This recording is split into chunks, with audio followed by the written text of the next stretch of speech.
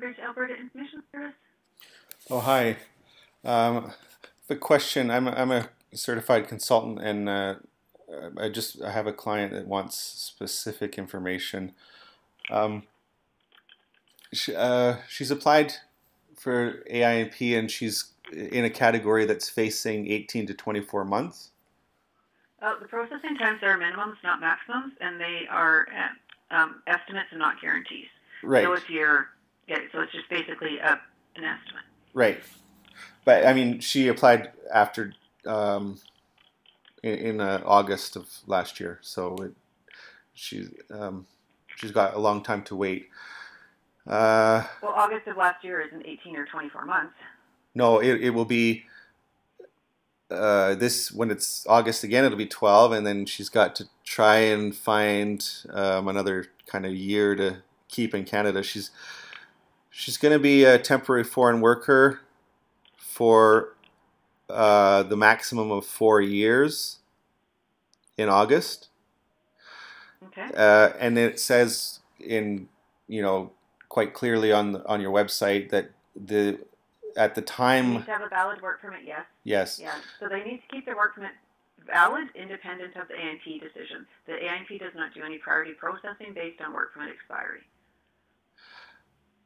Right. So if under the CIC and the temporary foreign worker restrictions, she doesn't qualify to keep going down one path, but if she becomes a student and gets a student work permit. The application is not going to be able to go through with a student permit. The only two statuses we'll accept is having a valid work permit or being on implied status with an employer that has a positive labor market impact assessment. Those are the only two statuses that the AINP will accept.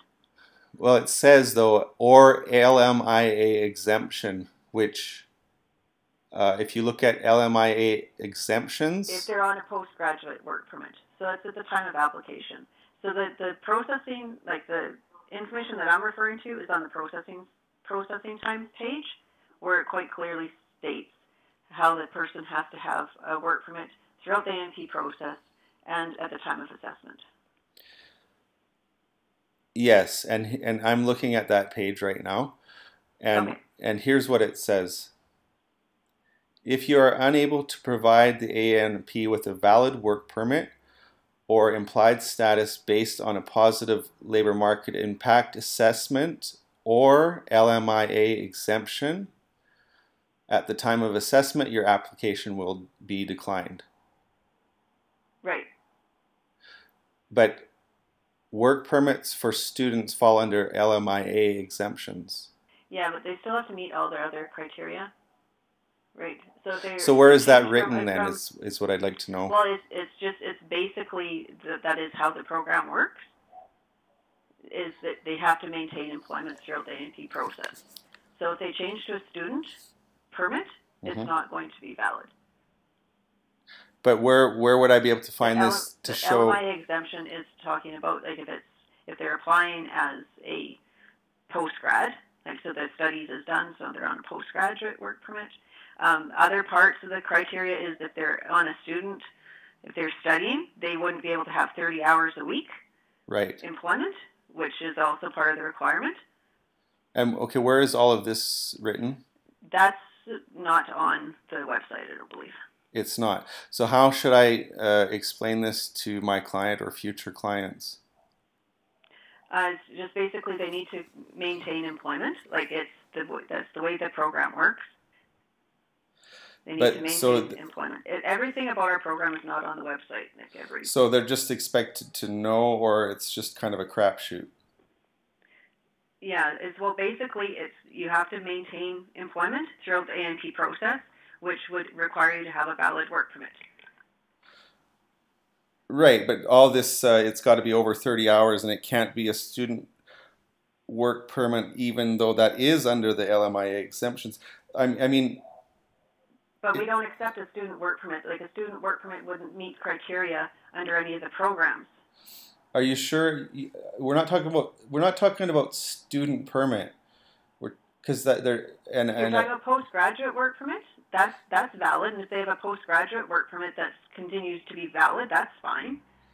but a student permit is not. Like, so if they're no longer working and they've gone to school and they're waiting for the decision on their AINP application, that's not going to go through. The AINP program is for employment.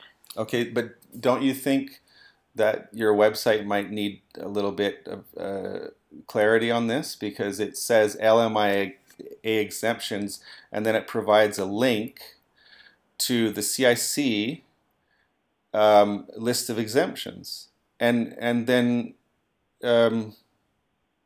students is on there, academics, co-op students, others, and then if you go to the manuals, you can... Well, if you want to put your concern in writing and send it to the AINP, by all means do that. I'm just telling you what...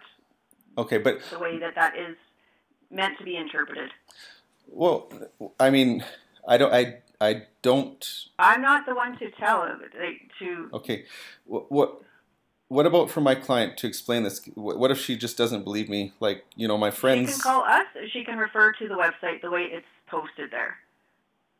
The LMI exemptions, like what we usually have for LMI exemptions, is like your NAFTA agreement, your postgraduate work permits, but you're still working. But you said usually, so that working. Usually it implies that you don't really. It's discretionary based. Like there aren't. Right. Really... Ultimately, it's going to be up to the AINP. So if you want to send in a student permit and see what happens, by all means do that. Ultimately, we do not make the decisions over the phone. Or you don't. Okay, well, you don't give clear information over the phone because you don't have clear information. You have Correct. You have information that's back of house and. Right. Right. Okay. Well, I don't know. I guess it sounds like more a situation for the member of Legislative Assembly to maybe find out clarity on this. I don't know. It's a bureaucracy that doesn't seem to have the answers. So, okay, I will maybe ask the client to call back, or we can do a conference call back and find out. Sure. Thank you.